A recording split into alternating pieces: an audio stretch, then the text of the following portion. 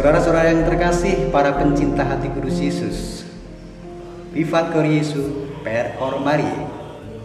Salam jumpa, damai Tuhan beserta kita.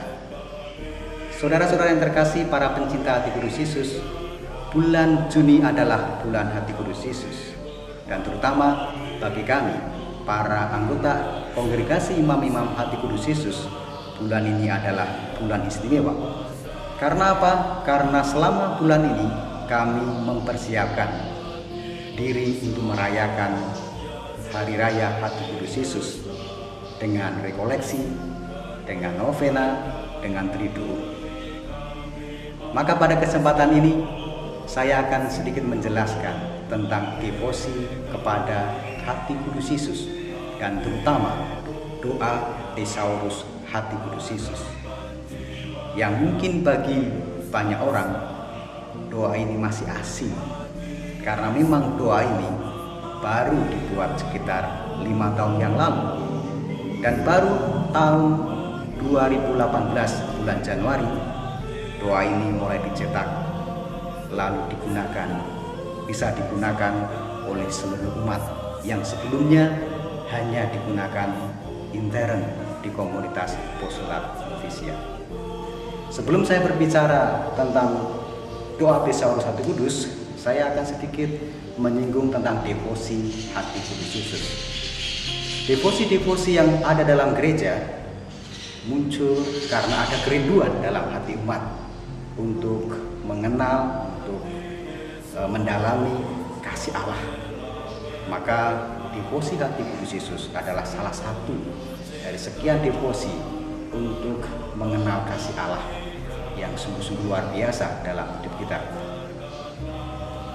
Devosi Hati Kudus Yesus memang menjadi sangat populer ketika Yesus menampakkan diri kepada Santa Margarita Maria.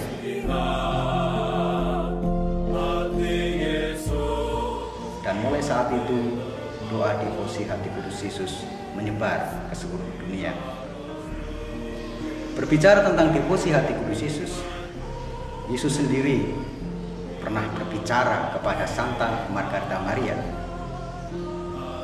Yesus mengungkapkan betapa dinginnya hati manusia yang tidak mau membalas kasih Allah, bahkan cenderung menolaknya. Dan oleh karena itu Yesus meminta Santa Margarita Maria supaya manusia atau kita semua mengenal kasih Allah dalam pribadi Yesus. Maka dalam penampakan itu Yesus mengungkapkan atau memberikan janji, 12 janji.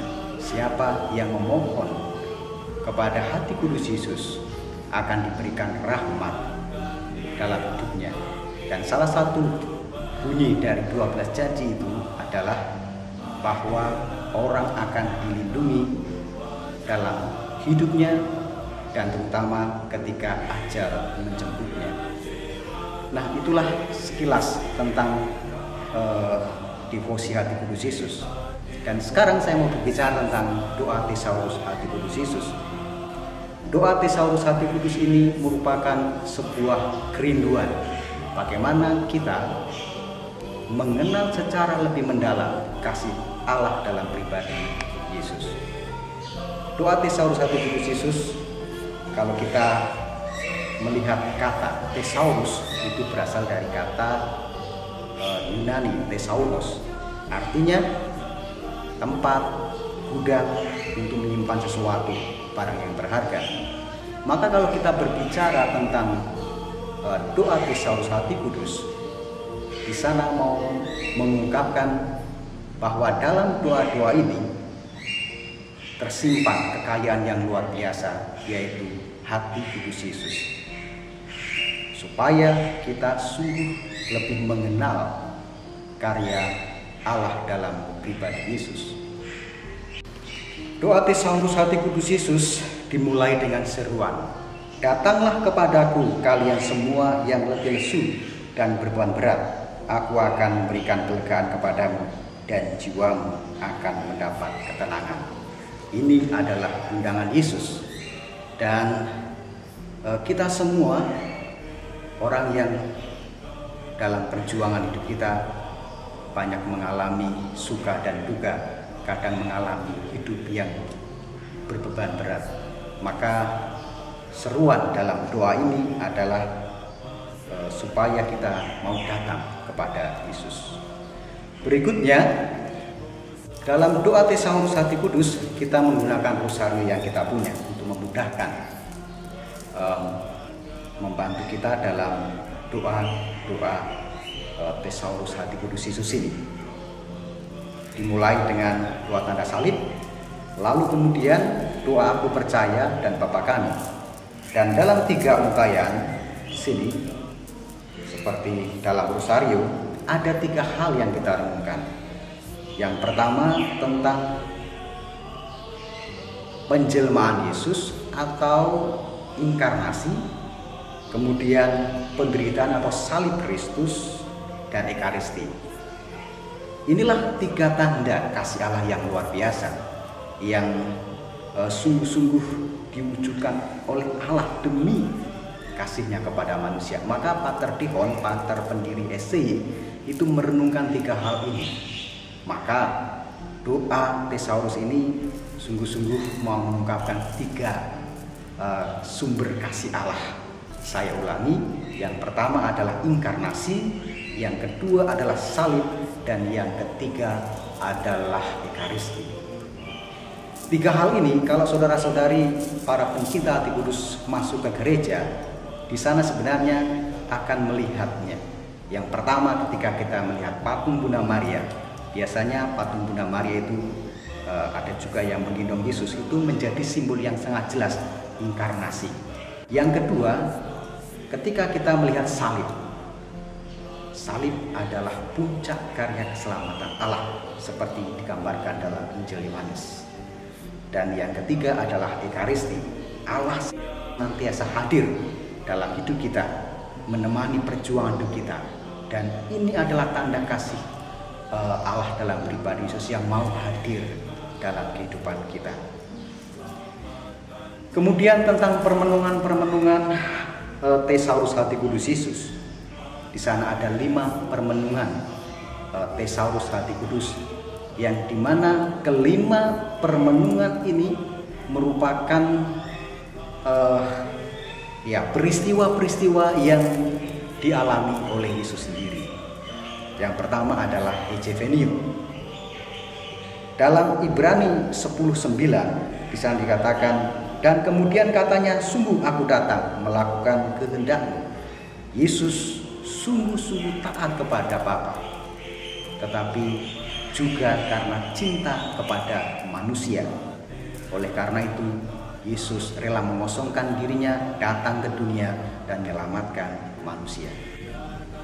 Setelah kita merenungkan satu peristiwa, lalu di sana disambung dengan doa, hati Yesus yang pantas disembah, berilah kami rahmat-Mu supaya hidup kami menjadi kurban sejati. Jadikanlah hati kami seperti hati-Mu yang setia pada kehendak Bapa dan hidup penuh cinta kepada sesama. Kuatkanlah iman kami untuk selalu bergembira memikul salib dan mengorbankan diri sebagai persembahan yang hidup, kudus, dan berkenan kepadamu. Dan dilanjutkan dengan mani-mani. 10 mani-mani ini kita doakan, ya hati Yesus, karena lambung-Mu yang terbuka, kasihanilah dan curahkanlah rahmat keselamatan-Mu bagi kami dan seluruh dunia. Ini adalah inti dari devosi hati kudus Yesus, karena tidak lain dan tidak bukan, devosi hati kudus mau merenungkan tentang lambung yang tertikam. Darah dan air mengalir dari lambungnya, itu adalah tanda kasih Allah yang sehabis-habisnya diberikan kepada kita manusia. Kemudian peristiwa atau permenungan yang kedua adalah Ecce Ancilla, aku ini hamba Tuhan. Saudara-saudara para pencinta hati kudus Yesus, kita juga meneladan Bunda Maria. Karena Bunda Maria melalui kerendahan hatinya, disposisi batinnya sebagai seorang hamba, dia memberikan seluruh hidupnya kepada Allah. Dan seharusnya kita juga demikian. kita meniru Bunda Maria yang setia kepada panggilan kita pada perutusan. Seperti Maria taat sampai di bawah kaki Yesus. Dan iman itu membuahkan keselamatan. Peristiwa yang berikutnya adalah Sinunun, supaya mereka menjadi satu. Yesus berdoa kepada para rasul, dan tentu ini juga Yesus berdoa bagi kita sekalian, sebuah kerinduan yang Allah miliki supaya kita bersatu, supaya kita hidup damai, aman, karena kita ini adalah anak-anak Allah. Kemudian berikutnya adalah peristiwa yang keempat, Consumatum est. Ketika Yesus berada di puncak salib, Yesus mengatakan, sesudah Yesus meminum anggur asam itu, berkata, ya sudah selesai. Artinya Yesus telah mengakhiri segala perutusan Bapa untuk memberikan hidupnya kepada manusia. Dan oleh karena penyerahan diri Yesus disalib sebagai keselamatan bagi kita, manusia itu diselamatkan. Dan yang kelima adalah Adveniat Regnum Tuum, datanglah kerajaan. Seperti Yesus juga mengajarkan kepada kita sekalian supaya kita mohon kepada Allah mendatangkan kerajaan Allah di dunia ini. Ketika manusia sungguh mencintai Allah, ketika manusia sungguh membalas kasih Allah, pastilah kerajaan Allah juga datang ke dunia ini. Dan kitalah yang harus membangun kerajaan Allah itu, kerajaan hati kudus Yesus. Dan bagian penutup dari doa itu adalah ya Yesus yang penuh belas kasih, kami persembahkan Thesaurus atau doa ini demi kemuliaan Allah, demi kemuliaan-Mu dan keselamatan jiwa-jiwa. Jadi doa ini supaya kita mempersembahkan diri kita kepada Allah dan mohon keselamatan, bukan hanya diri kita sendiri, tetapi juga jiwa-jiwa. Juga dalam doa itu dikatakan supaya Allah merajai hidup kita, supaya semakin banyak orang itu mengalami samudera kasih Allah. Dalam hati kudus Yesus kita akan menemukan betapa dalam, betapa besar kasih Allah kepada kita. Nah, saudara-saudara yang terkasih, itulah sekilas tentang doa Thesaurus hati kudus Yesus. Sekali lagi, doa ini untuk menjawab bagaimana undangan Yesus supaya setiap orang mengenal kasih Yesus. Semoga membantu kita untuk semakin mencintai Allah dan sesama. Sekian.